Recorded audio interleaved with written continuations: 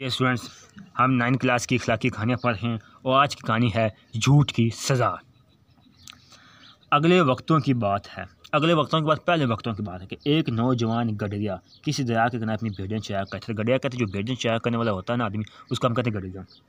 उसे झूठ बोलने की बुरी आदत थी, यानी वो झूठ बहुत बोलता था। चनाचे वो कभी कभी मस्ती में आकर चलाता, शेर आया शेर आया। इर्द गिर्द के खेतों में काम करने में लोग इसकी आवाज़ सुनते तो लाठियाँ कल्हारियाँ लेकर उसकी जानब दौड़ पड़ते, मगर जब गडरिये के पास पहुँचते तो वहाँ कोई शेर ना पाकर गडरिये से कहते, मियाँ कहाँ है शेर। जिन झूठ बोलते थे वो तो मजाक करता था ना। उनके इस सवाल पर गडरिया हंस देता और कहता, मैंने तो सिर्फ मजाक किया था। शेर के लिए तो मैं खुद ही काफ़ी हूँ। शेर आएगा तो मैं अकेला ही उसे मार भगाऊँगा। चंद बाद लोग गडरिये की पुकार सुनकर उसके पास पहुंच जाते, मगर गडरिये की रोज़ की पुकार से तंग आ गए। अब इसकी पुकार को सब झूठ समझते हो, कोई इसकी पुकार पर तवज्जो ना देता।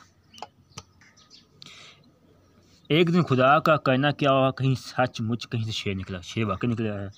शेर ने भेड़ों का गला देखा तो खुश हो गया। भूखा तो था ही, बल्कि एक भेड़ के पंजे में भेड़ की गर्दन टूट गई और वहीं ढेर हो गई।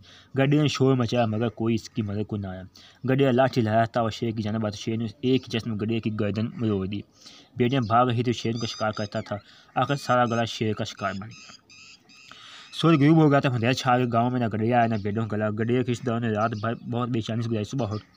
सुबह होते ही ढूंढने को निकल खड़े हुए।